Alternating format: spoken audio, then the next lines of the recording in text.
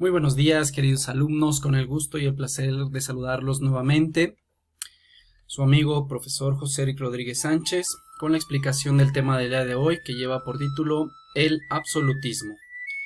El tema pertenece a la materia de Historia 1 de primero de secundaria, cuyo eje temático es la formación de los estados nacionales. El aprendizaje esperado es que el alumno reconozca el papel del absolutismo en la conformación de los estados nacionales. Sin más, comenzamos. ¿Qué es el absolutismo?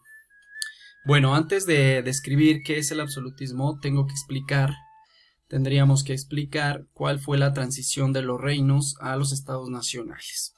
Bueno, antes del surgimiento del absolutismo, en Europa existían muchos reinos, pequeños reinos, donde gobernaban los señores feudales.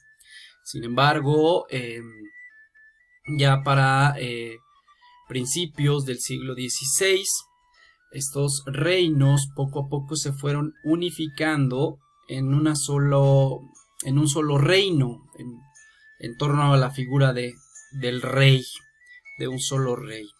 Esto se debió, entre otras cosas, a las diferentes guerras que existía entre ellos y como el caos político y social en el que se vivía, ¿no? Tenían como esta necesidad de recurrir a una figura que unificara como todos estos ideales de las personas. De hecho, hay un libro de Thomas Hobbes, se llama El Leviatán, en donde se justifica la necesidad de una figura fuerte, la necesidad de un estado. Y así es como surgen las figuras de los reyes en Europa. Estos reyes pues van a concentrar todo el poder en su persona y además van a integrar también estos territorios que antes estaban independientes, los van a integrar en un solo territorio, y así van a surgir países como España, Francia e Inglaterra principalmente. Bueno, retomamos nuestro tema. ¿Sobre qué es el absolutismo? El absolutismo fue un sistema de gobierno en el que todo el poder era ejercido por el rey. En la imagen aparece Luis XIV de Francia, también apodado el Rey Sol. Y el absolutismo es el modo de gobierno imperante en el antiguo régimen. El antiguo régimen prácticamente va desde el siglo XVI, con la formación de los estados modernos, hasta finales del siglo XVIII. ¿Cuál era la división social del absolutismo? Bueno, en la imagen podemos ver una pirámide social, misma que realizarás, en donde se representan las diferentes capas sociales. Dentro de la ciudad, hasta la parte más baja, encontramos a los vagabundos. Después encontramos a las clases populares, conformados por empleados y sirvientes, a la pequeña burguesía, integrada por artesanos, pequeños comerciantes, a la burguesía media, que estaba integrada por grandes comerciantes y profesionales liberales, la alta burguesía, integrada por rentistas y banqueros. Y dentro del campo, hasta la base social, encontramos a los mendigos, ¿no? A los siervos, a los jornaleros, a los campesinos medios, también arrendatarios, a los campesinos ricos, algunos propietarios que podrían ascender y convertirse en alta burguesía. Y en la cúspide de la pirámide social encontramos a la pequeña nobleza. Un escalón social más arriba está la nobleza de corte, y en la cúspide de la pirámide social está el bajo clero y el alto clero. Pero finalmente en la punta de la pirámide, la clase social más importante era la figura del rey.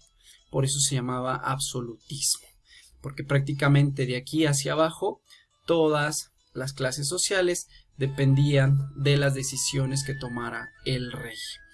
Y bueno, obviamente los estratos sociales que estaban privilegiados eran la nobleza, el clero y los reyes, mientras que los no privilegiados estaba la burguesía y los campesinos en general. Esto va a ser importante que comprendan esta situación, porque la burguesía no tenía derechos políticos, si acaso tenía el poder económico, el dinero, pero no tenía derechos políticos, y va a aspirar a esos derechos políticos para cambiar el viejo régimen y poder derrocar a los reyes, la nobleza y el clero. Y en la imagen aquí a un lado encontramos precisamente en la sociedad absolutista el pueblo sosteniendo a la nobleza y al clero, es decir, el pueblo como la base social de esas clases más altas que se dedicaban a su explotación. ¿Cómo se consideraba al rey? Bueno, al rey se le consideraba como un ser absoluto, que no tenía limitaciones institucionales y mucho menos religiosas. No había una división de poderes, la soberanía, es decir, la voluntad o el bien común recaía en él. El rey se entendía como el Estado. Su poder radicaba en el linaje, es decir, se creía que descendía de los propios dioses, aunque hubo algún tipo de absolutismo ilustrado, ¿no? Estos reyes se convertían en figuras culturalmente muy importantes que fomentaban la cultura, los ideales de la ilustración y la educación en su pueblo, pero que de alguna manera no dejaban de ser reyes absolutistas. ¿Cómo se da la transición del viejo régimen a la ilustración? Bueno, a través de la burguesía que ya comentaba. Esa insatisfacción política que va a tener la burguesía la va a llevar a buscar el poder político que tenían los reyes.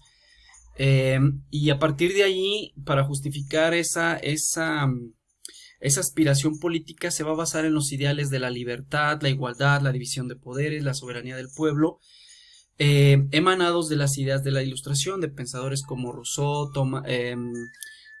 Diderot, de Alembert, entre muchos otros, ¿no?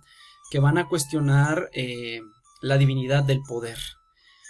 Y bueno, esta necesidad de poder político justificada en estos ideales va a dar lugar a las revoluciones, que son cambios violentos, como la Revolución Francesa de 1789, la cual terminaría con el decapitamiento del rey Luis XVI. En conclusión, podemos decir lo siguiente: el absolutismo fue una forma de gobierno de los siglos XVI hasta finales del siglo XVIII que se caracterizó por la concentración de todos los poderes en la figura del rey, de forma absoluta. La clase gobernante se encontraba en la cima de la jerarquía social y gozaba de grandes privilegios. La burguesía carecía de derechos políticos y el pueblo se encontraba en la pobreza extrema.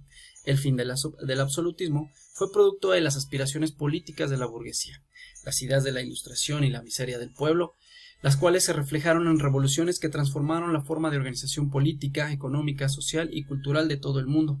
Un ejemplo de ello es la Revolución Francesa de 1789, y en la imagen aparece la corona primero representando el absolutismo, pero finalmente estos reyes absolutistas fueron decapitados en la gran mayoría de sus países.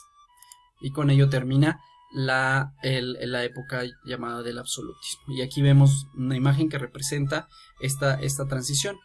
Ahora ya el clero y la nobleza sostienen al pueblo, ¿no?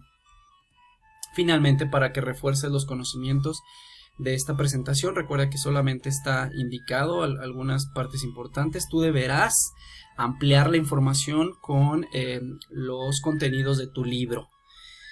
Contesta las siguientes interrogantes. Amplía la información basándote en las páginas 51 y 52. Número 1. ¿Qué es el absolutismo? Número 2. Realiza la pirámide de la división social del absolutismo. Número 3. ¿Cómo se consideraba el rey? Y número 4. Describe la transición del viejo régimen a la ilustración. Mucho éxito en tus actividades y espero tus evidencias.